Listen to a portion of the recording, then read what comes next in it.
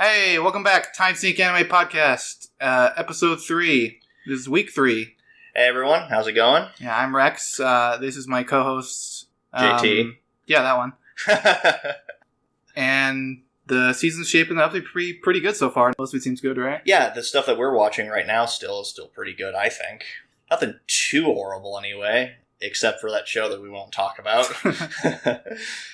Anyway, but we've already talked about that in a previous episode, so... Yeah, so what's up with you? What you been doing anything special? Not particularly. Did you hear about the new show, Up Dog? Are we seriously going there? I'm going to get somebody with it one day. Anyway, first show talking about today, Hana Bato. Yes. Still continues to be very good. Episode 3. Yeah. Lots of character conflict, lots of sweaty girls, lots of badminton. What more could you ask for? Yeah, this week we had Hanasaki's reveal of her mom. Yeah. And how her mom, apparently, she thinks that her mom left her because she did bad at badminton. Like, she lost after she was on a nonstop winning streak. Yeah. Honestly, after watching that episode, I got a little bit of a Kosei Arima from Your Lie in April feel, sort of. Like, rather than her being a completely abusive parent, she was abandoned her, though, and it was all because of pressure just to be good at something. So I thought that was an interesting idea. I still really enjoyed it so far. We got one of the most rewarding outcomes of that, though, when we finally see her and Aragaki meet at this park, and they just start playing badminton together in the park for no reason. It was really nice because Aragaki has her past traumas of everyone saying, "Oh, you're only good because you're tall," or "None of your effort matters," and then Hanasaki has all the problems of past trauma. She loved badminton so much because her mom loved it, and then her mom left, and then they just kind of have like this nice moment of understanding. Yeah. And there's still that rivalry there, though, because as we saw at the last bit of the episode, it's like, don't forget, Hanasaki, I'm still going to be the one to beat you. So, and then Pink Hair Girl shows up.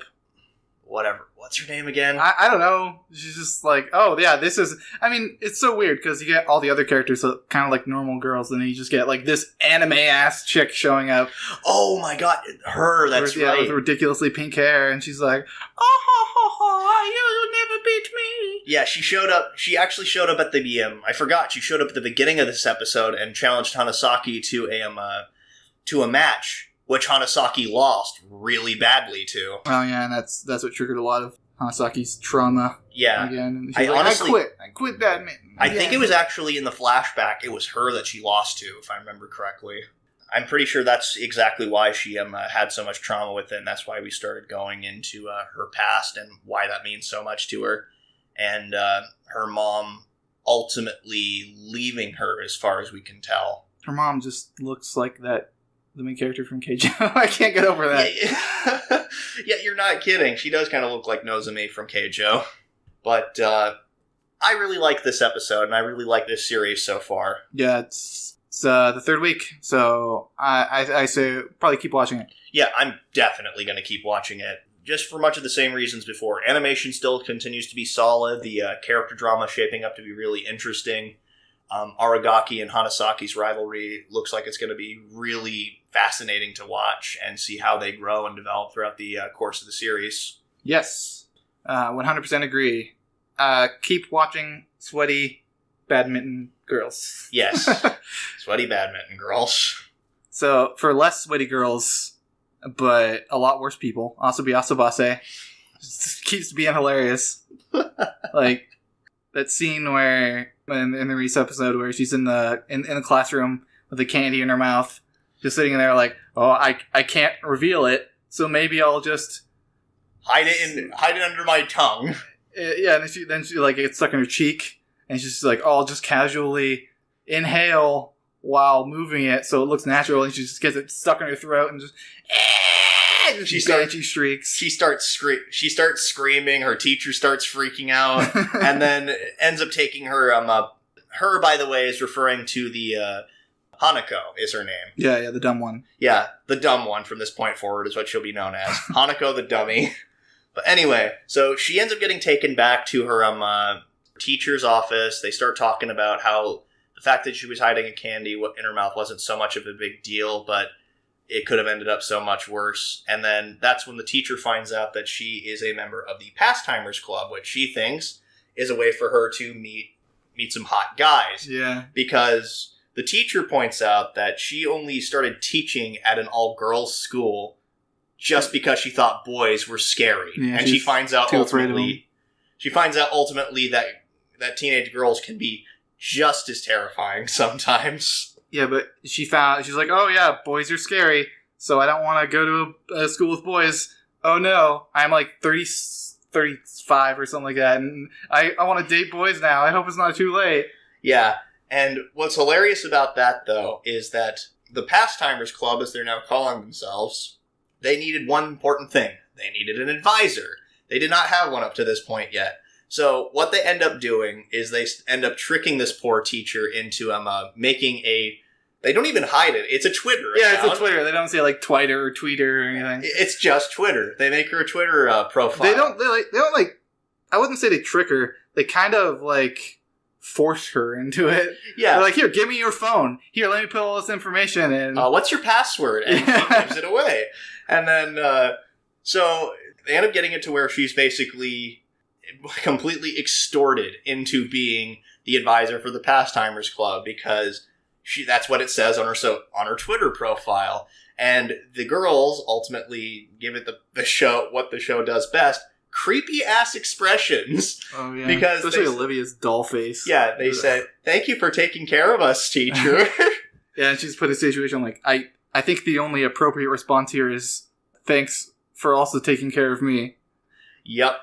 And then that was only the first half of the episode. The second half of the episode was, I think, honestly, one of my favorite hilarious moments of the season, at least so far. The shoe contest? Yes. Yeah, when the Shogi? Yeah, the Shogi Club shows up and they're like, well, we put in our paper officially, so we want this club room, and then, the main cast of girls were like, no, please, just let us turn it in. So the Shogi Clubs said, well, alright, we challenge you to a pastime, and then if you win, you can have the club. If we win, it's ours. And they end up choosing shoe launching. I guess what it was. So what happens is they basically as you'd expect, the game is pretty simple. Just who can launch their shoe the farthest. So Hanako goes up and she launches it straight up into the air. I was expecting her to hit herself in the face. It doesn't. It just lands like a couple, not even a foot in front of her. And then I think my favorite was Kasumi's. And she just runs up and goes like, I can do this on the bed. She just goes, and she's just like, oh crap, I made a weird noise. But it goes reasonably far. She did the same thing in the tennis game too. Yeah. She goes to swing at it, she goes, And then of course Olivia, being a little cheater that she is, decides that she's gonna sit on a swing and launch her shoe. And she goes pretty far. Doesn't it go like 5? 50, it goes 50 kilometers. 50 kilometers? I mean, not 50 kilometers, 50 meters. 50 meters. Okay. And then she's like, you didn't told me I couldn't use swing. And then the president of the Shogi Club shows up. And then she is on a bike. She goes on a hill. She starts riding down the hill, jumps off, kicks her shoe off. Which that's not how physics works. Yeah, but everyone's like, wow, she's amazing. She's flying. And she immediately hits the ground and starts spinning. Fucking eats shit. And then she's like, her other club members pick her up. And by the way, she launches it a kilometer. Not even joking. Yeah. She launches it a kilometer. And then she gets hospitalized for the rest of her foreseeable life. Yeah, because it's not hospitalized, homeschooled, because she can't move. Yeah, because it's like, although the Shogi Club won the contest, the club president had multiple compound fractures all over her body and was forced to be homeschooled. So the Shogi Club hosted their meetings at the club president's house. So nothing changed in the end. Yeah, it's in true fashion to the show. Everything is the same in the next episode. The status quo is maintained, and the main three girls, Kasumi, Hanako, and Olivia, are still terrible people. And also about to say, keep her. Keep them going for the next week. Indeed. So, Angels of Death. I really wanted to not like it after watching the second episode. I thought the second episode kind of sucked. Yeah, I agree. And then the third episode kind of sucked me back in a little bit.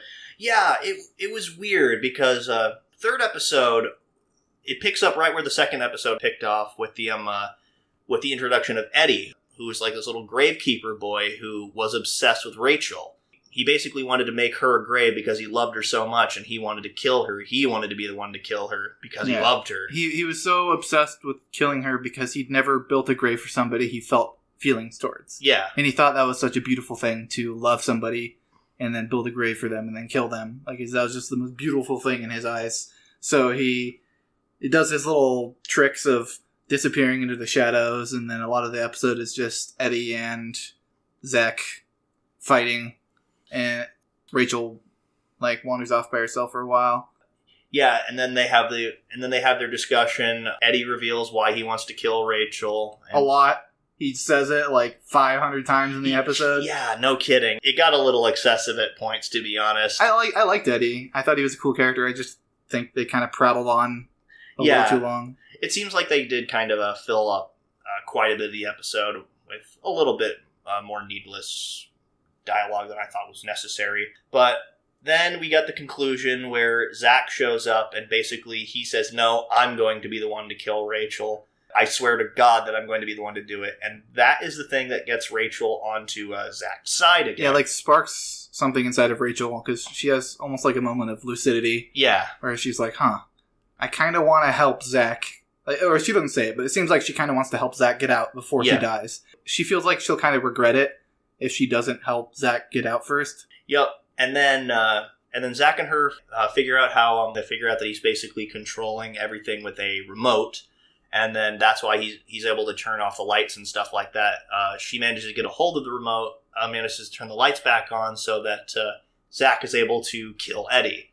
And then kicks the gravestone. Scythe to his chest. Yeah. Then he falls into the grave, which was originally meant for Rachel, and then he kicks the gravestone on top of it, and then they go up to the next floor, and that's where the episode ended.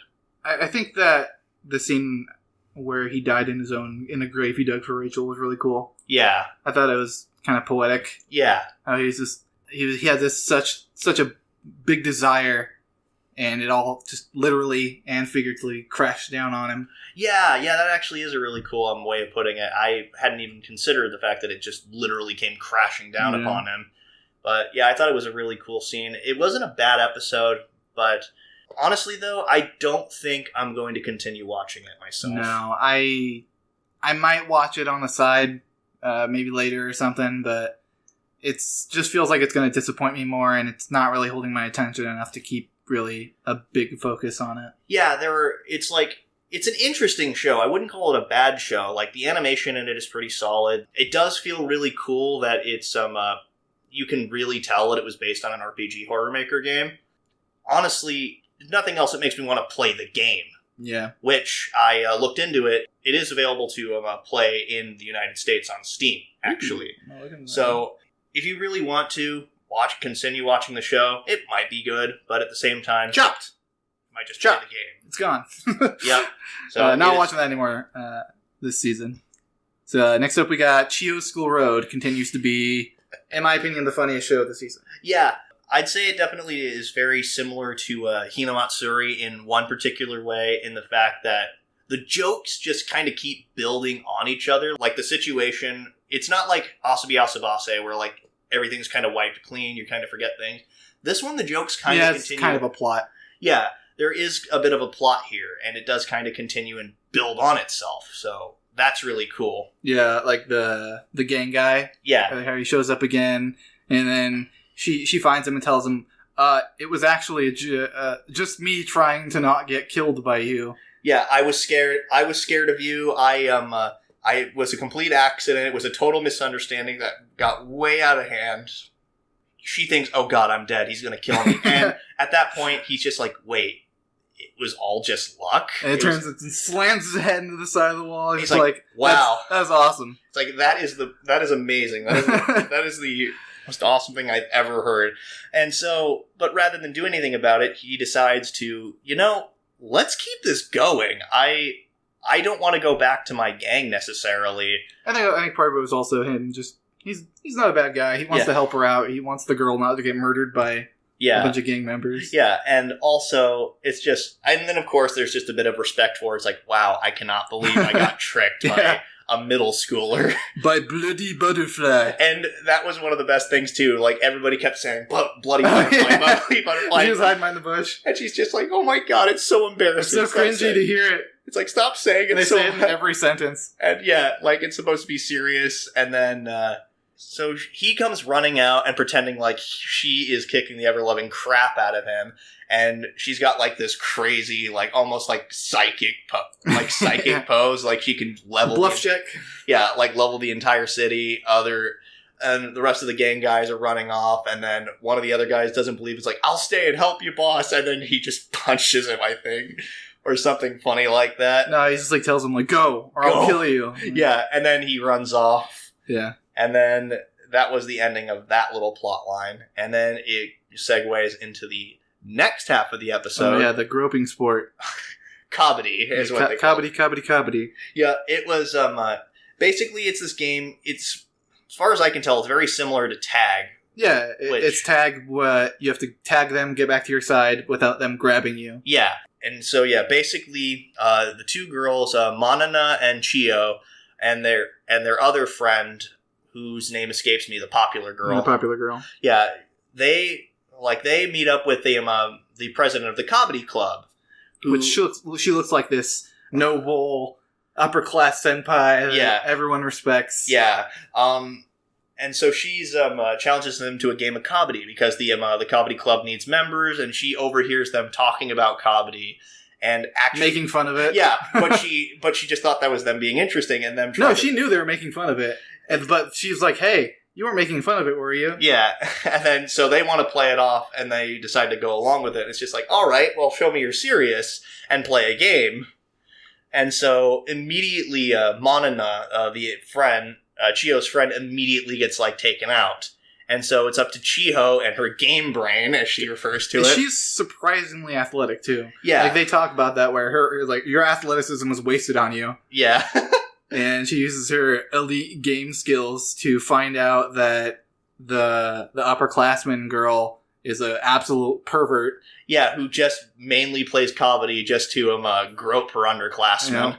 And she basically makes it so it's like, she can't get me. She makes it go underneath her, the popular girl's skirt and onto her back, and just kind of hang there for a while. Yeah. While she's getting super uncomfortable. It's a really ridiculous situation, but Chio sits there and analyzes it like, yes, I knew that you wouldn't want to move your hand away from her crotch, so I used my tactical knowledge to slide under and move your arm.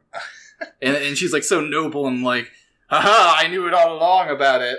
Yeah, it was a really funny how it all played out. I love Chio's bluff checks. Yeah, Chio's bluff checks in this series are nothing short of amazing. And natural 20s every time. Yeah, pretty much.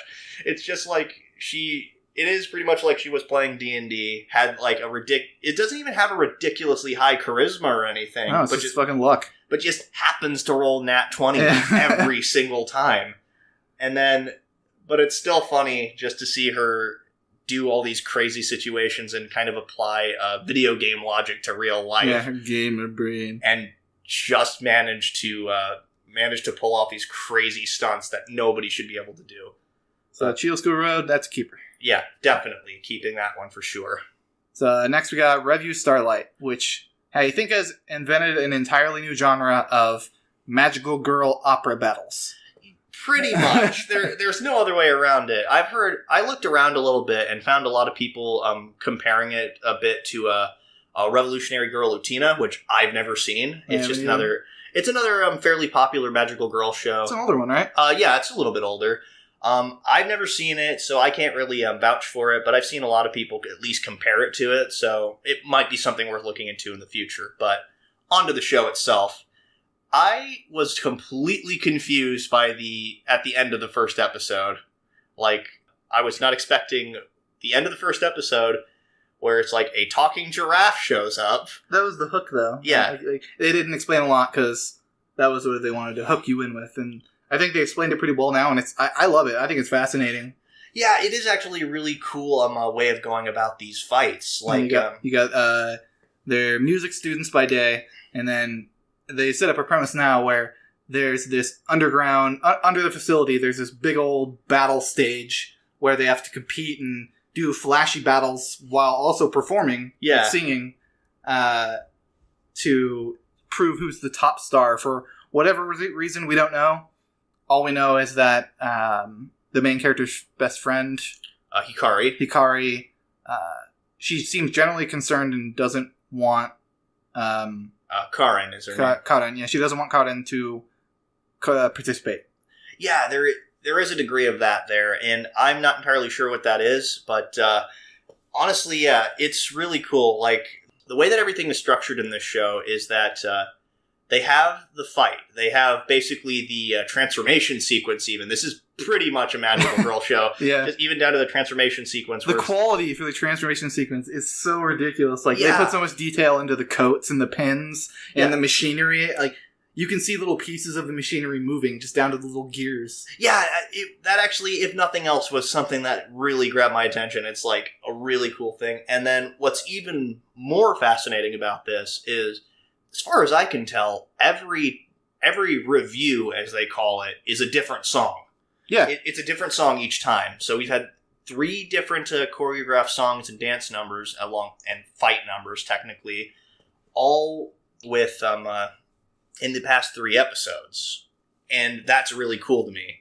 Yeah, I was hoping, after we saw the second episode and they showed the name of the song when they were fighting, I was hoping it was going to be a recurring theme where they'd have the first half of the episode be the normal school life and you see the character interactions and the drama, and then the second half of the episode is the bombastic opera action scenes where they have the intro. I love the character intros too, where they're like, where the lights shine on a character and they kind of talk about themselves for a second. Yeah. Like, it's me.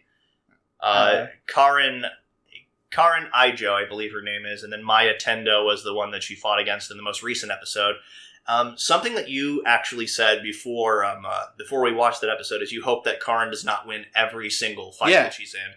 Which, by the way, we should talk about the fights a little bit. It's a really interesting way that they go about the fight and how they actually win the fight. Yeah, the goal of the fight is to knock the cape off of your opponent's shoulder.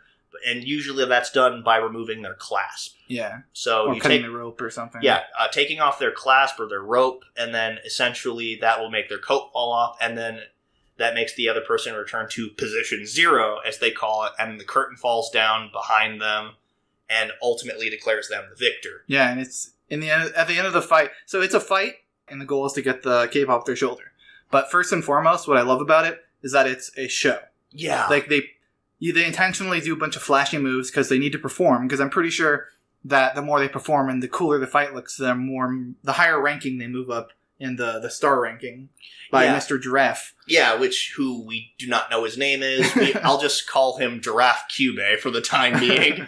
Because honestly, I don't expect it to go that route, but honestly, it's kind of the role he's fulfilling. He's the mascot character who might end up betraying them somehow. But that's only assuming that it does take a Madoka style route. Yeah, I doubt it will. I doubt it too. So by the end of the episode, the main character, she loses. Yeah, she loses, which I'm super happy about. I was worried that she was going to be like this unbeatable, unstoppable force, like just this natural talent all of a sudden out of nowhere. Yeah, but she just gets put in her place by the top class girl. Yeah. So as far as we can tell, there are 9 spots, 8 spots, and then the top star, which, as the fights progress, people move up, people move down. Looking forward to seeing how that pans out. I was a little bit on the fence about this one, but it is certainly one I think that's worth watching. I think it's going to go somewhere. It's probably going to lead up to some really cool climactic situations. Yeah, I think that overall, if for nothing else, I'd watch it for the spectacle, because this is definitely an amazing spectacle. Yeah, even if you're not super interested in like the part where it's just schoolgirls and schoolgirl drama, just the fights, the music, the choreography, the camera work, especially in that latest fight when she's on the stairs and it kind of pans around the staircase. Yeah, it is. Oh, it's just so amazing. It is so well done. And, I figured out a lot of the reason why it looks as good as it does. Maybe I've seen people who did Made in Abyss. Yeah. The same studio. Like, I don't Kinema Citrus. Yeah, I think, as you pointed out, I don't think they're going to win Anime of the Year with this one, but it's definitely something I think that's worth watching. Keeping that one going. Yep. So next up is Holmes of Kyoto.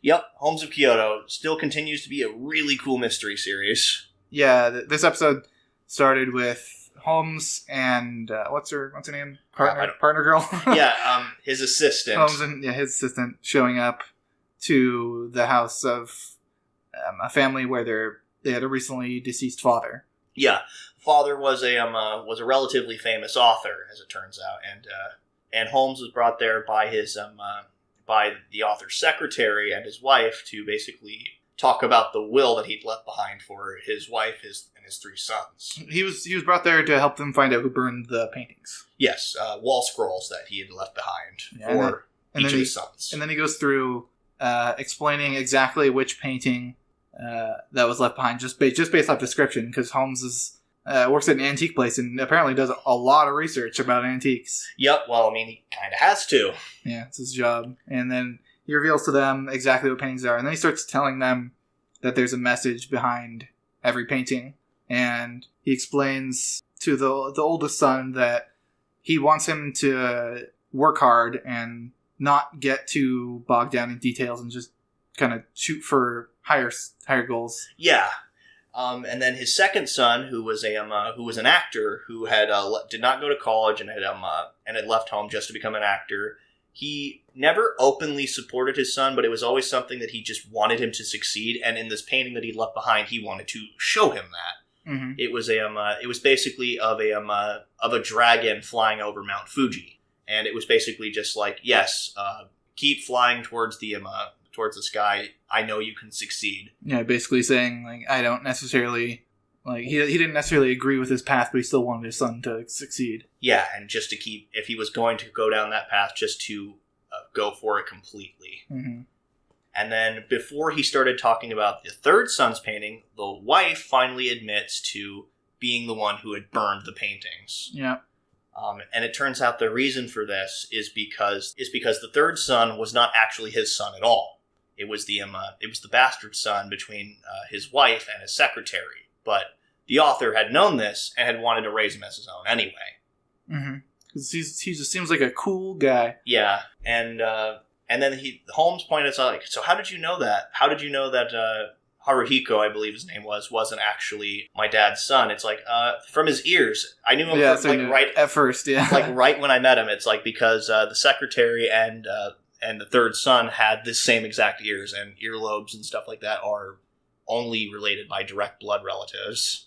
So I like the way they're going with the show. It's small town mysteries that are focused around art pieces. Yeah, around antiques, which is really cool. And just like going into detail about some of these antiques, like I'm not an antiquarian. I don't really care about stuff like this, but I think that's always one of the cool things about anime, and this one in particular. It's always takes something you could not care less about and makes it interesting and cool. And honestly, this show continues to do that for me. Like, I am just really fascinated by a good mystery and these really cool antiques and finding out about their history and their importance. I'm sold on this show. I like the relationship between Holmes and the main female character. Yeah, because she's slowly growing, and then it was this episode where Holmes revealed that he had the bad breakup too. Yeah, that's right. And that's part of the reason why he hired her, because he felt like he could help her go through this similar situation that he went through before. Yeah, I agree. As far as what this show holds for the future, I kind of hope they don't end up as a couple, because I'm more fascinated by their relationship as it stands now. As like as Sherlock Holmes and Watson. Yeah, as partners. Like, it's really cool to see like them try to solve cases together, and she has also proven that she has a really good eye for detail and stuff like that too. So honestly, I'm going to keep watching this show just because it's a great mystery show so far. Yep, me too. Next up is, so figured out the exact pronunciation of this because they said it in the show. Yep. Anglemoy? Yeah. Anglemoy? Yeah, Anglemoy. Yeah, is what the princess said. Yeah, Anglemoy, and if I remember correctly, it was the title given to a king who would rule the world. Oh, okay. Or something to that effect. As far as I remember, that is what she described it as. And I thought that was really cool. So where this episode picked up was right where the last one did. The Islanders have were attacked by the Mongols. The leader of this clan, the So clan, decided to fight against them, and him and his son both got killed horribly. Yeah, moided. Yep, they got brutally murdered in the fight, and so Jinzaburo, the main guy, he shows up and he basically goes to the scattered forces of the So clan and basically rouses them to go fight back. Because the guy is extended too far. Yeah. He realized, as the brilliant strategist that he is, or at least a good local strategist for small-scale battles. Yeah. He's like, okay, they overextended. We can turn back and, defeat them with superior skill and tactics. Yep, and so it's like they may have the numbers, but we have the advantage here. Let's push the advantage. Yeah, they also had all the elite soldiers, apparently, because you had him just charging forward, shooting people down with his bow, and then you had the other bow guy up in the tree. Yep, just picking people off from a distance. It was very shonen. Like, at one point, one of the Mongols shoots an arrow. He just the guy just ducks and it just goes pink, blocks his helmet. That shows a lot of discipline because, if an arrow was flying at my face, I certainly wouldn't lean into it. Yeah, at first reaction, I would. You would try panic. You would try to get your horse out of the way or something like that. Yeah, but no, I can't even ride a fucking horse, so I'd be dead in the first place no matter what. Yeah, I can't ride a horse either, so if nothing else, we would not last in ancient Japanese warfare. Anyway, that's unimportant. I love the shonen battles of this show so far. It places itself in Edo period Japan, so it's kind of realistic. But when you see Jinzaburo run forward and jump off his horse and start cutting up guys, it's just oh yeah, this is giving me Rurouni Kenshin vibes. Rurouni Kenshin, or also Drifters, where a very similar thing happened with the main character in Drifters. Drifters' deaths were a lot more dramatic, though. Yeah. In this show, when somebody gets cut down, it's just... It's very quick, it's very deliberate, it just happens. Mm-hmm. There's no fanfare or anything like that. It just feels like how you'd expect war to really be. So they routed the Mongols, at least the Mongols' advanced force. And they noticed the heads of the Lord of the So clan and his son on pikes, and he recognized that he wanted to retrieve them. Because, he had to retrieve them. If he didn't, then they would see those, and it would just lower their morale even further. Yeah. So he, basically a suicide mission, manages to charge in, retrieve them, and present them to Princess Teruhi and the rest of the So clan, so they can give them a proper burial like they deserve. And he said they actually lost a lot of troops. Yeah. Or a good amount of troops actually going in and getting the heads. But he recognized how important it was. Minor complaint about this episode, they cut out the last part of that fight. I would have loved seeing him charging through with people dying and getting the heads. Right? This is why I'm watching the show. It's for the samurai battles. Why are you skipping the samurai battles? It's and then I guess it was to get more attention to the planning of the night raid, which happened at the very end of the episode. Yeah, I'm assuming they're just they're like, oh, there's going to be cooler fights later on, so we don't want to emphasize these smaller fights. I guess. Yeah, and so what happens in the night raid is that he ultimately determines that the Mongols are in an unfamiliar land. They're in an unfamiliar land, and if they want to succeed against the larger force, they want to press whatever advantage they have. And attacking them at nighttime in a place they are not familiar with would be the ultimate way to do that. Right after the battle, too. So they didn't expect it. So they decide to get the help of 3 guides who are members of the So clan, along with a bunch of the exiles. They decide to go in and get led there. But then, at the last second, 2 of the guys start running towards the Mongols and screaming. Traitors. And then the 3rd guy, he tries to stab Jinzaburo in the back, only to have the princess show up and shoot him. As far as I could tell, the episode cuts off right at the good part. Yeah. As these shows are so wont to do. I like this princess. Yeah, Teruhi is really cool. She isn't a completely submissive princess, but at the same time, she's not too much of a complete warrior either. She strikes just the right balance between those two. Yeah, I think she's very, she's very realistically meek. Yeah. Because, there's parts where she's kind of, meek and sad because she's a princess. She was raised in a castle her whole life, so obviously she's going to be kind of sensitive to certain things. And she was told by her father, pretty much, who only referred to her as princess. Strangely enough, actually, that's pretty much what she was. She was the princess. She was important in that regard, but so she couldn't be a warrior. She was a woman, stuff like that. Mm-hmm. So because kind of it fits with the times, stuff like that. But anyway, Angomoy. really cool series so far. I'm looking forward to seeing more epic samurai fights. Yes, me too. Next up, we got Cells at Work. All right. AKA Anime Osmosis Jones. Yeah, the most recent episode was the zombie influenza. Yeah, the obligatory zombie episode, but in place of that, it was the flu. Ooh. So basically, the idea behind at least this episode is that the flu virus preys on healthy blood cell or healthy cells in general, and then turns them into these zombies, which they literally call them zombies. Yeah, which it's like, how do you guys know what zombies are? Yeah. But whatever. They have Cell TV, I'm sure. Yeah, they and then what was really cool is it follows the journey of a naive killer T cell. Oh yeah. Yeah, they just refer to him as naive throughout most of it, and then he's just like this kind of whiny, weak, young killer T cell. Which the killer T cells are like the hardcore, like kill everything, we're the best, things like that, like big beefy guys.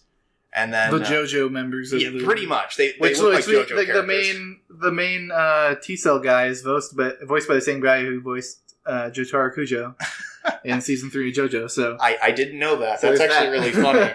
But anyway, so it's all about like how they're trying to convince. They're trying to convince the naive T cell to basically learn that it's just like all of his senpai, as he called them, were just like him at one point. They were all weak. They were all kind of whiny. The male guy who was telling them. Was it Dendrite, I think? I don't remember. I'm not going to remember the names of each cell. He basically serves as like the communications between the helper T cells, the killer T cells, and everyone else. And so basically, he shows up, and then he starts showing him yearbooks. Yeah. Because apparently cells have yearbooks. Yeah, and they're all like kind of wimpy, and then like it cuts back to the killer T cells, and they're just like, oh god, why do I have the feeling that some dark, unknowable past has been uncovered? Yeah. And then he gets all inspired and transforms into he basically turns into a JoJo character. Yeah. And he's got even like the hair loop that he had when he was a naive T cell. Yeah, but it's all crazy. And it's like, and I've even multiplied, and then a bunch of them. I don't know how that happened. It's like, and how it happened so quickly too. Yeah. But anyway, and then they end up beating back all the influenza cells. But then it's like, oh, but wait, there's another one. This one's antibody resistant, or something like that, and it's just another strain. And then the naive T cell goes up and gets ready to punch it, and it just slaps him and turns him back into a naive T cell again. Anyway. How'd they beat that one? They basically turned up the fever. Basically, it just was like everybody just kind of started having to go back to fighting them. Like, the B cell, who I had been looking forward to for a while, he's just got like a bazooka full of antibodies. Mm-hmm. And that, he's just like, oh crap, I've got to go get more of these. I'll be right back. And he just runs off. Yeah, I liked the, what kind of cell was the refined lady with the giant cleaver? Oh my god, I don't remember, but she's also another lymph node cell, I think. Yeah, I loved her. I loved her design. Yeah, it's really cool. Like, all the designs for these characters have just been really enjoyable. Like, the killer T cells are really cool.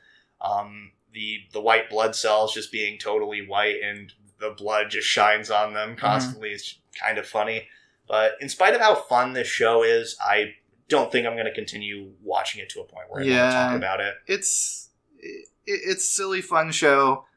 I think they spend too much time explaining things. Like, I know it's supposed to be educational, but it just starts... It kind of takes you out of it when they sit there for a minute reading a block of text on screen about what kind of cell it is. Yeah, and while that's all interesting, and it's like... And I personally am having a lot of fun watching it, I just don't think that I personally want to spend a lot of time talking about it when I think there's other more important shows to watch and talk about. Yeah, so might watch it more, but not going to talk about it anymore this season. Anyway, so that was Cells at Work. What's next on the list? Happy Sugar Life. Oh god, Happy Sugar Life. AKA the show where everybody's fucked up and morals do not matter. Yeah, it's the most recent episode. It revealed to us... what's the little girl's name? Shio. Shio revealed to us Shio's brother. Yeah. At the end of the first episode, I think the first episode, you find out that there is somebody that's been hanging up posters looking for them. The thing is, nobody's helping him. At first, when we first saw it, we thought it was older sister. We couldn't really tell, wearing their hood. But turns out, yes, that is her older brother who is out looking for her, and we do not know what exactly caused them to get separated or anything like that. But we find out that Shiho comes from an abusive family. Yeah, or at least probably, an abusive father. Yeah. The dad was horribly abusive, beating him, and then the brother kind of steps up, says, "Just leave, just go. I'll deal with my abusive dad." Yeah, he tells his mom, take Shio and run. Just get as far away from here as possible. And so it's basically he manages to get away, as far as we can tell. He gets the crap kicked out of him by a group of street thugs, and then a guy from the previous episode, Mitsuboshi, a blonde-haired guy who basically was molested by his older boss, shows up and stops them, and then takes them back and to where Sato and he now work. Yeah, and the cafe. Cafe, yeah. The Moe Cafe or whatever. Yeah, exactly, and then we find out more about that. Yeah, and how Mitsubishi is like a borderline pedophile now. Oh God, yeah, because he was molested. Yeah, he now has basically this show. I'm calling it a different approach to a monster of the week type thing, where the new monster is just these horrifically screwed up people. Oh yeah, this episode was the teacher. It was the teacher, and it was also Mitsuboshi. Yeah, the beginning was the teacher that was stalking Sato around because he's like, I don't want just one girl, I want a bunch of girls. Yeah, I want a bunch of girls, and he says, you're a little bit more unstable than the rest of them, basically saying that he knows she's a whore. Yeah, but he has no idea how unstable she really is. Yeah, and she's not, she does not want to get involved with that, so she tries to reprimand him, and then actually shows up at his house, starts taking her shirt off in front of his family. And then, and so they start walking to school, and she basically confronts him, throws him down in front of a wall, and then actually starts trying to step on his crotch. Yeah, which he's just loving it. Yeah. You see him like breathing heavily, like, oh yes, this is the best. Yeah, and then we find out that Asahi, Shiho's brother, is looking for her, and at one point, though, when he was unconscious and recovering, he starts saying the vows that Shiho and Sato have been saying to each other, usually as a game. But then, so Sato looks at this and gets ready to kill him by finding this crowbar that just conveniently was in the room. Yeah, I have to kill it. I have to kill it. Yeah, she doesn't even refer to Asahi as him. It's as it or that thing. Yeah, is what she refers to him as. She goes to show how much of a sociopath she is. Yeah, and she's even wondering. It's like, I don't know what this feeling is. What do you call it? It's bitter. I don't like it. What is it? Is it jealousy? And then everything goes. It's jealousy because it's a good thing because it spawned out of my love for Shio. Which I love the artistic direction of the show. Whenever she's deluded about being happy, everything's all sparkly and pretty and everything looks like a Moe show and everything's happy, but whenever that's not happening, the show has kind of like a darker edge to it. Like everything's kind of like in a more gray more scale. Monochrome. But the ending of the most recent episode was this. So Mitsuboshi finally meets up with Shiho. Like, he just happens to run into her on the street because despite being told not to go outside, we find out that Shiho has intense separation anxiety. Like, really bad. And she's being constantly led around by, I think it's like supposed to be like what represents her mom. Yeah, that's as far as I can tell. Like, it's this like ghostly figure that I believe represents her mother. And so she runs out into the park, runs into Mitsuboshi. Mitsuboshi is basically just asking her to basically pet his head, tell him everything will be okay. Which at first I thought was kind of like, oh, like, he's just damaged. Like, and I was like, oh, maybe he's not, a pedophile. And then he says, well, maybe you should come back to my house. And it's just like, it was unfortunate because it's like, yeah, you see, I think honestly, like I've said, Mitsuboshi's probably a character I feel really bad for at the moment because it's just like, yeah, he is like completely broken and traumatized, and he sees Shiho as somebody who can as he thinks, he's been dirtied. She's somebody who can purify him because she's still young, pure, and innocent. And so he begins to actually take her away. But then the street thugs from before show up, and they beating him up. Yep, just because he stopped Asahi. So basically, now we've got this intense. I guess it is like a web of intrigue, basically now, and I really am enjoying the way it's shaping up. The episode cut off with him and her walking away, right? Yeah, and then him getting beaten up. Oh, is that the episode ended? Yeah, that was the way it ended. And she's basically screaming, "Somebody help me!" Oh yeah, and I think Sato's probably going to show up. At the beginning of the episode. Oh yeah. Which I mean, for Mitsuboshi's sake, hopefully she does show up before he takes her back to his house. Because I think if he takes her back to his house and he tries anything, he's going to die. No question, she's going to kill him. Yeah, but this show is really shaping up to be a fun, suspenseful psychological thriller. But once again, I'd like to point out, why does every damn yandere have to have pink hair? It's almost hilarious at this point. So next up, Hero Academia. Oh, Hero Academia. So in the most recent episode, it was the test. It was the start of the test. Yeah, it was the provisional hero exam test where they arrived at the place and they introduced a couple of the new characters from the other school, the really intense guy that was bowing his head to the ground and smashed his head to the ground. So oh yes, I love UA, even though he didn't go to UA. Yeah, even though it was revealed that he was one of the people that very easily could have. He, along with Yayozuru and Todoroki, were both basically accepted in via recommendations. He simply chose not to go. Yeah, which they haven't revealed the reason for that yet. And then they got into the explanation of how the test was going to work, of how there's little balls, and I think you're given 3 balls, and you have to hit these markers that somebody has to hide, that some people put on their bodies, and these things cannot be hidden. They have to be they could be anywhere as long as they were in plain sight. And basically, though, you have to hit all 3 of them, and that person is out. Yeah, but you have to hit 3 to go on to the next stage, I believe. Yeah, exactly. Or it wasn't you have to knock out 3 people or something like that? Something like that. There's incentive to snipe the last hit. Yeah, exactly. For some reason. But then UA, people realize, Deku realizes, okay, everybody, we need to stick together, because as it's revealed shortly afterwards, people are going to just gang up on all the UA students. But, of course, Bakugo and Todoroki just went off and did their own thing. Because Todoroki made a degree of sense, because it's I have a wide range quirk. It's just it's going to be more dangerous and less effective for me if I'm around a bunch of people. Bakugo is just being Bakugo. Yeah. He's just... I don't want to work with you guys. It's I can do this by myself. It's just typical Bakugo prideful bullshit. Just I want to prove that I can do this on my own. I don't need anybody else. And like you said, at the end of the episode, they revealed everyone's going to kick UA's ass. That's the tradition. And it's revealed that Joke, another teacher from another school who often talks with Eraserhead, has a bit of a history with him. I love her. Yeah, Joke is great. And her quirk is just to basically make people laugh. Yeah. I love every one of her conversations ends with Eraserhead as, "Marry me." Yeah, exactly.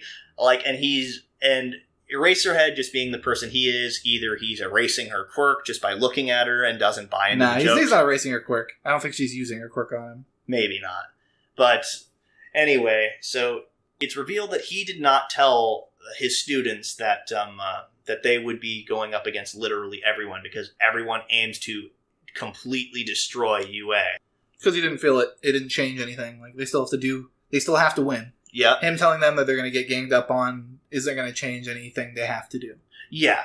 And he also pointed out that when they're well-known heroes, villains are already going to know their quirks because they're already on display and they're known everywhere. So the episode ends with them kind of showing it's nope, we know this and we're not going to let you guys take it from us. Yeah, and then I can't wait for next week. Yeah, the next episode is going to be awesome. Yes. As a manga reader, person who knows exactly what's going to happen. I just want to see more of it animated. Yeah, as somebody who's never who hasn't read the manga, I am really looking forward to seeing what happens next. One of the current running shows forgot to talk about is Bananafish, the sweet gangster flick so far. Oh yeah, it is just turning out to be just a really cool show. Like, honestly, I was just kind of dumbfounded by the title once again. What the hell does Bananafish mean? But honestly, I've forgotten all about that at this point because it's just such a cool show. The most recent episode was Ash showing up in prison, and then the reporter had a friend who was also in prison. Yep. That he asked to take care of Ash. Max Lobo, as he called himself. Yeah.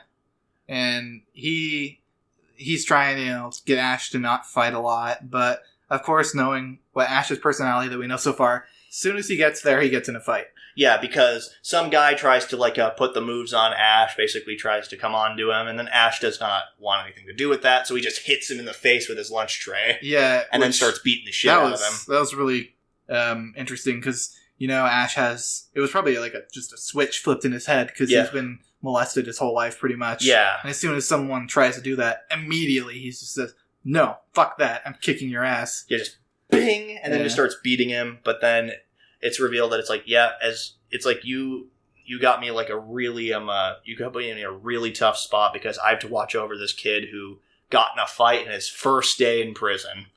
It's like, this is not going to be an easy job.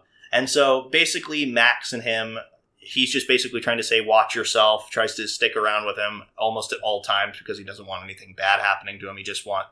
And the reporter just wants somebody watching over him because exactly that. Mm-hmm. And we find out that Max had actually known about Bananafish and has been researching it for a long time, mostly because of he was one of the people who was in Afghanistan with Ash's brother. He was a war reporter. Yeah, he was a war reporter with his brother in Afghanistan, and Ash actually immediately says, it's like, I don't really like your reporting exposés so much. It's like, you should really just stick to columns. Your columns are so much better. Which shows more about Ash and how he's surprisingly intellectual. Yeah, he's not just a street thug. He likes reading and all that stuff. Yeah, he likes to read a bunch of local newspapers and stuff like that. Even Max points out how bizarre that is. This is not just some street punk. This is actually someone who's pretty well spoken, pretty literate, and pretty well read. But and then they reveal that the Max, I don't remember what his real name was. Yeah. But he finds out that Ash is actually the brother of his friend. Yep, is Griffin's brother. Yeah. And it turns out that Ash's real name is Aslan. Aslan, I forget his last name. Yeah. But it's not Ash Lynx, that is just an alias. Kind of like how Max Lobo was an alias as well. Mm-hmm. Which is kind of interesting that they usually have like a one-syllable first name and then some kind of animal related to their last names. Like, because Lobo means wolf. Oh, I didn't know that. Yeah, Lobo means wolf. So Max Lobo is an alias of some kind. Oh, okay. And it means wolf. But so then what happens is, I think that Asha concocts a plan to basically have Eiji help him on the outside. So what he does is he actually meets up with Garvey, the guy who wanted to rape him in prison, and his goons, and I think willingly allows it to happen. He probably provokes him a bit. And then they bring him up to the library and beat him up and rape him. And then it's just so that he can go to the infirmary. And when he's in the infirmary, he asks for a painkiller for his head, but he can't. But no powder or tablets because he can't down those. So they hand him a capsule, and so he pretends to take the capsule. And then when Eiji's visiting him in prison later, he basically slips him the capsule by Frenching him. Yeah, I was like, oh, he's kissing him. That's cute. He's kissing him because you just see him shoot that tongue into his mouth, which I was like, all right, maybe that's just a cute moment. And then later on it reveals that he actually, he slipped the capsule into Eiji's mouth. Yeah, exactly. The only way that I guess could go easily undetected. And then everybody else is just like, I think that was his first kiss. But and then Eiji is on the trail for another guy. Well, you talk about how there was a note. Yeah, there was a note inside the capsule, because when Ash had fake taking the capsule, he broke open the capsule, put it back together, and had stuck a note inside of it. Mm-hmm. And on that note was a piece of information for Eiji to go find somebody who was connected with all this. Yeah, it was like a doctor. Yeah, something like a Chinese like doctor, something like that. In Chinatown. Which, good on Eiji for like realizing that Ash put something into his mouth and not like spitting it out. Yeah, exactly. Like, he kept it a secret and then looked at it immediately. Yeah, like honestly, I'm really looking forward to this show because of just all the planning that goes on, all the planning that Ash is doing, and it's just shaping up to just be one really awesome revenge story. Yep. I'm here for the gangster flick. Yeah, you basically said it's like a modern day anime version of The Godfather, which I would agree. Just not necessarily the story of The Godfather, but just the kind of feel of it. Yeah, exactly. It's just a really cool story. Like gangsters, revenge. What more could you ask for? Yeah. I don't think we're going to drop that this season. I'm really looking forward to more of this. I look forward to Ash shooting Dino in the face. So next up, as you so eloquently coined it, sad scientist. Yep, sad scientist. But a.k.a. Steins Gate Zero. Yep. The most recent episode had a really upsetting reveal. Yeah, the bomb dropped of... I thought that one of the motorcycle helmet people came up into the lab, I think it was. Yeah, the lab. She was going to stab Mayuri, I want to say. She was going to... that was actually Suzuha. Suzuha? Yeah, it was Suzuha. No, Suzuha was outside. Yeah, or was she like faking being in the shower? Yeah, she was faking. She said, I'm going to go take a shower. And then, so the motorcycle helmet lady steps in because you hear Suzuha singing. But it turns out that she had just turned the shower on, put like a Walkman or something in the shower with a recording of her singing voice, and then put a gun to her back saying, don't even move. Yeah, and then they go through a song and dance and end up... it's like, okay, take off the helmet, and then it ends up being Kaguri. Yeah, Kaguri who had gone missing. I expected it to be the older scientist lady. I was expecting it to be her too. I was also thinking that it might be possible that it was Yuki, Suzuha's mom. I mean, a little bit less so. I don't know much about that. I mean, still not sure if that's a red herring or not. Yeah, it very well could be. But as far as we know, Kaguri is definitely a sleeper agent of some kind. So my theory is Kaguri was brainwashed in the future before she even went back at all with Suzuha. They went back to the point before. Yeah, back before they met Okabe. Yeah, they went back before they met Okabe, and they were sitting next to this time machine, and then Kaguri snaps, and she's like, I can hear the voices, or the voice of God, I think it was. Yeah, the voice of God. And she pulls a gun on Suzuha, and I think that was all planned. It was planned as a sleeper agent in case they were going to go back in time. Yeah. So their plan was to send the brainwashed Kaguri back in time. To basically, as far as we know, get locked up in this facility and tortured and continued to be like kept for a long period of time. Because she went missing, according to Suzuha, for like 10 years. Which I think as soon as she had that snap and then she disappeared, I think she probably went straight there. Yeah. Like, it was her programming to go straight to that place. Yeah, exactly. I think that's definitely possible. So yeah, we find out that Kaguri is most definitely a sleeper agent. She tried to kill Suzuha, but I think is still consciously aware of what she's doing, because as Daru points out when she's running away and escapes again, she's crying. Yeah.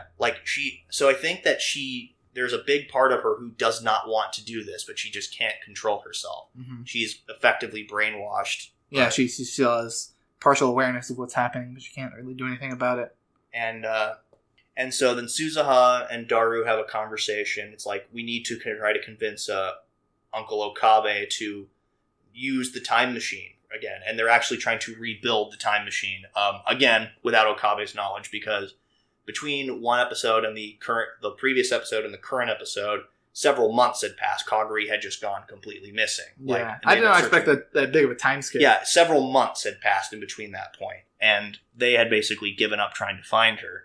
But in that time, Daru and Suzuha were trying to rebuild the microwave time machine. Yeah, and they had to convince Hanajo, I think her name is. Yeah, Kurisu's friend. Yeah. Tiny scientist. They're trying to convince her to help them rebuild the time machine because they're like, oh, well, if Kurisu could have done it, then surely you can do it too. And then she's going through a crisis of, no, I can never be as smart as Kurisu. She was basically trying to live in Kurisu's shadow, is the thing. But then at the end of the episode, that she has this brilliant realization. It's like, Kurisu might have been Mozart, but it was Mozart who had ultimately inspired Salieri, because that's what she constantly referred to herself as. Mm-hmm. If Kurisu was Mozart, then she was Salieri, who was a rival composer who was kind of overshadowed by Mozart. And she said, it's like, even though that Mozart was naturally talented, he inspired Salieri to be a composer and to keep trying to be the best that he could be and go about it in his own way. So she has this realization at the end. It's like, I'll never be Kurisu, but I'm going to try and get to the answer of how to build a time machine by myself. I'm not going to be using your research. Her own research. Yeah. I'm not going to be using your research or anything like that. I'm going to do this my own way. And that led up to the whole big plot reveal that we talked about earlier, where Kaguri was just under the mask. Didn't expect that. Yeah. It kind of blew me away. As soon as I saw the red hair, because I'm like, oh shit. Yeah, like immediately before seeing that, I was like, yeah, that's definitely going to be the scientist lady. Just kidding. It's like, not. Wait, I just saw long red hair and I'm like, oh god, no. Yeah. Kaguri? Mm-hmm. It's like, oh my god. But yeah, this show continues to be amazing. If you like Steins Gate, and if you like this show even, keep watching it. Yep. Gonna keep going for the rest of the season, probably. Yep. Next up, we have Overlord 3, which it seems like we're not getting into the main plot of the main cast. We're getting into another, Lizardman situation. Yeah, which I said that too. It's like, oh hey, it's like they're focusing on goblins this time. It's like, this is like the Lizardman arc of the previous season, which you were totally okay with. Yeah, it's too. Enjoyable. I've never seen a character in this series that I thought was boring. Yeah, not a single one. All of them are interesting so far. Even mundane characters. Yeah, in this episode we had a bunch of mundane characters. You had Henry Emmett. Yeah, Henry Emmett, the village girl who is the leader of the goblins, and they had her going out and gathering herbs with the local Nifiria, or Niffy. Niffy, the local pharmacist guy. Yep. And they were attacked by a wolf monster. Creatures. Yeah. They were attacked by wolf creatures. I think it was a Balgast or something like that. Something like that, yeah. And then there was a little goblin boy that was being chased by it. So she came to the realization that I don't want to be one of the people that doesn't actively help somebody when they're in danger, because if you're not actively helping somebody when you can, then you're basically the same as the person who's hurting them. Yeah, exactly. So she convinced the goblins to jump out and fight it. And then there was a weird situation where it was jumping at them and about to attack them, and she said duck. And there was everyone just in unison just went, yeah, there was it seemed like a magic flash. Yeah. And then and they all ducked. Yeah, that was a really cool moment, which kind of leads me to think that I don't know if it's just because that she has the goblin whistle and she's the one who summoned them, so she has some kind of innate control over them already, or if she just has some kind of hidden magic talent that we're not sure of. Mm-hmm. Honestly, I think it's more the former, because, again, it would make the most sense. She summoned the goblins, of course she'd have control over them to an extent, probably because of the magic item. So, after that, they get the herbs, they go back to the village, and then she tries to sell the herbs. But then immediately is taken away by the guards because they think she's suspicious. Asshole McWizardman. Yeah, they think that she has some omnipotently powerful magic item that can't even be measured by traditional means. Well, that's just what the show's done, because they've had so many situations where Ainz just has this simple item that he's like, oh yeah, this is a low-level drop, and then everyone else is like, oh, it is the legendary sword of Dungeon Master Slaying. It is an almighty level 3 magic item. And he's just like, whatever. I got it's a level 9 magic item. But yeah, that's exactly it. Every time there's some huge item that Ainz and his crew typically don't think much of, everyone else is just in this world is blown away by how overly powerful it is. But anyway, so she is basically accepting her role now as the leader of Carne Village. Towards the end, she's basically considering running as the official chief of this village. Yeah, because if the goblins are mainly interested in protecting her, and Infy tells her that if she becomes the chief, then maybe the goblins will be more interested in protecting everyone. Like, the goblins still are, like, they're nice. They want to help everybody, but their main goal is to protect her. Yeah. So he wants their main goal to be protecting her and the entire village. Yeah, and she thinks, and he thinks, actually, that that by continuing to do so, it would kind of improve the relationship between goblins and other beastmen and regular humans. Mm-hmm. So he thinks that it could only lead to more good things by her being chieftain, which I think would be really cool. Like, yeah, it's just more of this world building. Yeah. Once again, I kind of expect it to be kind of like the Lizardmen arc, where you kind of see this resolve, and Ain's kind of looking on it from the shadows, mm-hmm. and probably interfering towards the end. But as far as... isn't there going to be like an attack? I think so, yeah. By... Who was it? Who was going to attack him? I don't remember off the top of my head, but I think, yeah, there is supposed to be like some force on the move. Or at least that they're afraid that something bad will happen. Yeah, so they're trying to set up defense, and then like the trolls. Oh, the ogres! The ogres show up, which is another point towards like the magic thing. Yeah, because she walks up to the ogres and she says like kneel, and like it shows that same like flash. Yeah, and they all just immediately go and they kneel down in front of her. And basically, she now has goblins on her side and now has ogre protectors on her side. So. She's like this big badass commander now. Even though she's like a 14-year-old girl. That's pretty much where the episode ended. Oh, and then... right? The last thing is that Neferia found out that there is was able to make a new potion, because, as it was established, most healing potions in this world were blue. Oh, yeah, he's making them. And he was trying... And he saw a red one before, because that was the color that Ain's had, so he's been trying to replicate that, and he's gotten close, it seems, because... He made a purple one. Ooh. Which is closer to red. Yeah, it's closer to red, and he hands it, and it says, tell Lord Ain's that I'm getting close to perfecting it. And then one of the combat maids, Lupus, I believe her name was, or Lupus Regina, I think her real name was, is just like, thank you, I'll be sure to pass along the message. So, more awesome world building, more awesome character interactions. Again... Really cool cast of characters. Yep. I can't wait for next week. Yep, next week is going to be awesome. All right, last but not least, it's finally here! Attack on Titan Season 3. It has come down from the heavens to grace us once again. The Almighty God, Studio Wit, bringing in the Titans. Yep, the Titans are finally back, everybody. And honestly, in a much shorter time, thankfully, than the wait between Season 1 and Season 2. Yeah, I was personally more excited for this season because, like you said, it wasn't like 4 years or something like that. Yeah, something like that.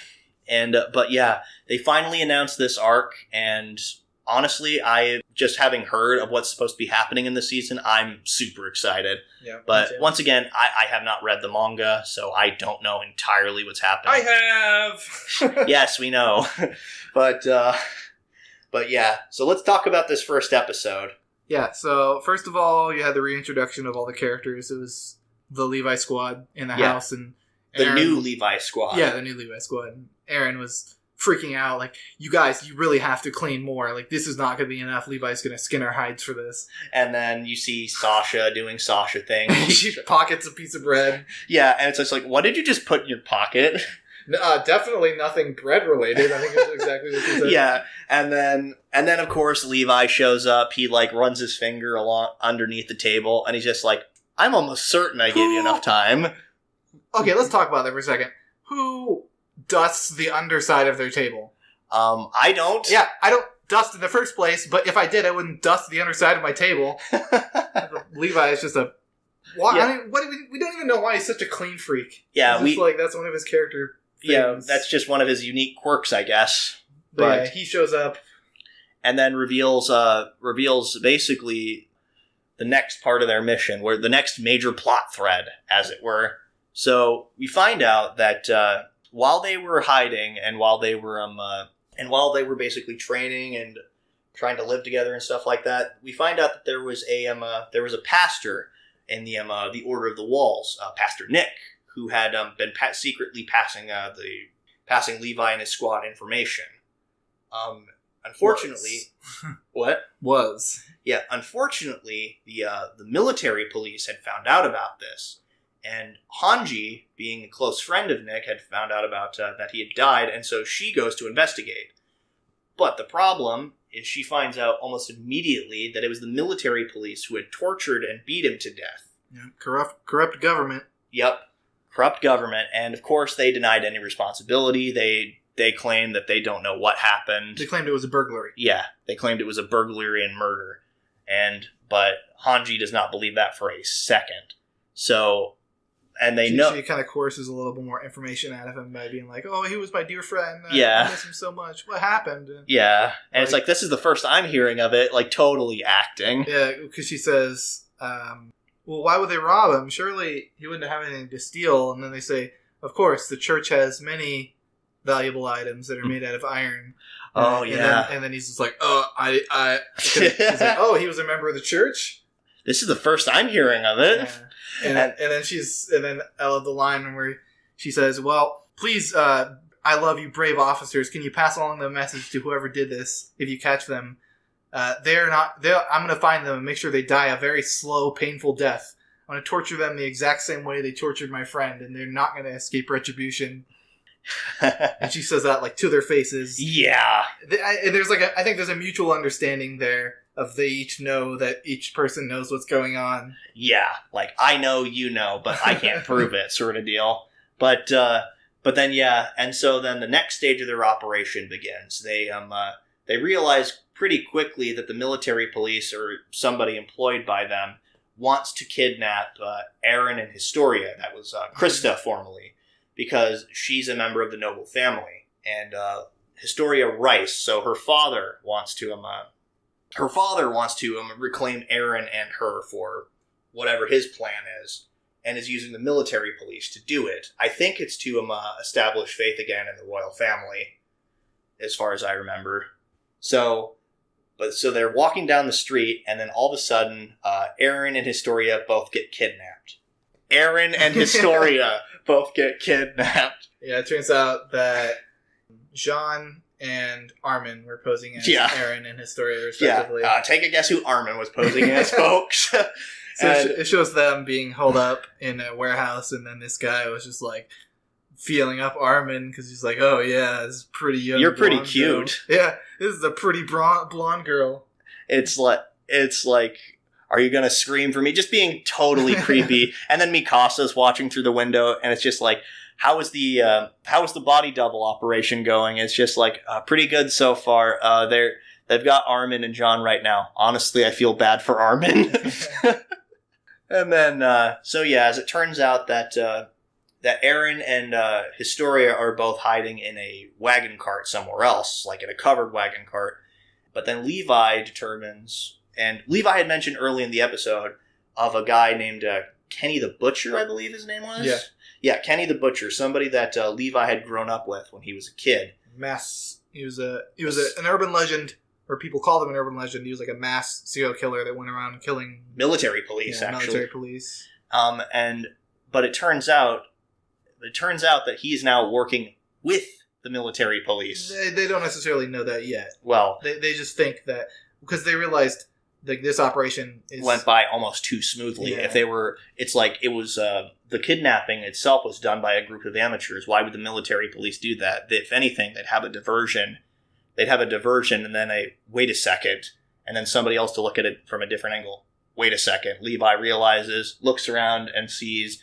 He thinks like, if they're going to attack me, they're going to do it from this angle. Yeah. And as soon as he says this angle, then Kenny, you see him climbing up over the edge, and then bang, aims the anti-personnel maneuver gear at one of Levi's squad mates and just blows her head clean off. And then he shoots, and then he points his other gun at the other one, does much of the same, and then he starts going away. And then it's just, the episode ends with him going, Kenny! Yeah, it's like, oh wait, I think I've heard this. I think I've heard this line before. And I'm like, Satsuki! Yeah. Ryuko! Or what was the one from Kaneda! Yeah, Kaneda! Yeah. Kenny! But, so that's the episode of Attack on Titan so far, but I don't think we can talk about the newest season without talking about the new opening. Oh, yeah. I know that what they're trying to go with it, they're trying to go with a different mood. Like, they want the season to be more chill. More reflective. A lot more interpolitics. Yeah. Between people. Yeah. So I'm assuming that's what they're trying to do with the opening, but I just can't help but shake the feeling of I would have preferred another hype opening, just because all the openings like they just make me feel like yeah, killing titans, blasting through the air. Oh god, that guy's Spider-Man, but with mechanical hooks. Yeah, that's some people, I've heard a few people say this, that the current opening more reminds them of an Attack on Titan ending rather than an opening, which I guess is fair to say, but at the same time, I personally enjoy this opening. I think it's again, I think that it's different, but that's not necessarily a bad thing. Like, I think a lot of the imagery here is really poignant, because you see a lot of the characters kind of reflecting on who they were and who they are now, the things they've lost over the course of their lives and things like that, like how they've changed. One of the best moments, I think, in the opening is when you see, like, Eren looking out at the horizon, and then, like, a version of his younger self, like, bumps into him, and then tries to run past him, but then looks back, starts poking at him and stuff like that, trying to get him to come along. Kind of like how when Eren was a kid, he wanted to see the ocean. Oh, yeah. Like, he wanted to explore. That part of him has kind of gotten a little bit more buried as this war and stuff has gone on. He's not as free to think about that anymore. That's a good point. I didn't think about that. Yeah, and that's kind of filled with a lot of that stuff. Like, you see, like, Levi when he was a kid, you see Mikasa and Armin and all these other characters just kind of reflecting on who they once were and the things they've lost, and probably the things that they will continue to lose over the season. So, honestly, this one seems like it's kind of setting this arc to be more of a tragedy, which maybe that's... The whole show's been a tragedy. Well, but you get my point. This one is probably being set up to be a little bit more tragic, because it's different. They're not fighting titans. They're not fighting... They're not fighting this unknowable, horrific monster. They're fighting people. Yeah, it's a lot more personal and emotional when people are involved. So, I don't know. Like I said, I personally really like this opening. I can understand why some people don't. Like, it's certainly different from previous Attack on Titan openings. I think that this season is going to be it's going to be a make or break season for a lot of people, because I think a lot of people were into the show because of the shocking deaths or the bombastic action scenes and the epic music and the flourishes and really smooth animation. And while I think this season's it's going to have a lot less of that big old crazy action, and I think it might bore some people, and some people are probably going to drop it because it doesn't hold their attention. I was actually more fascinated by the second season specifically because it had more intrigue. Like, you kind of started to figure out more, like, it kind of examined more the mystery horror angle rather than the bombastic action angle that the first season was all about. The first season was all about the fights and the action. The second season was a little bit more about trying to figure out what the hell are the Titans exactly. And this season looks to be kind of a little bit more of a continuation of that, with also, with the threat of the Titans still off in the distance, but then now there's people. And I think that's going to be the more interesting arc. I'm very excited. Yeah. Honestly, keep the hype going, Attack on Titan. Yeah, even after all these years. Yep, keep it going. There. So I think that's all we have to talk about for this week. I hope you guys are having as much fun with the season as we are. Like, so many good things this season. Some things that we were thinking about dropping, but just couldn't bring ourselves to do it. There's just so many good things. Mm-hmm. But anyway. Yeah, so if you got any opinions on, what we're watching and what you guys are watching, go and leave in the comments below.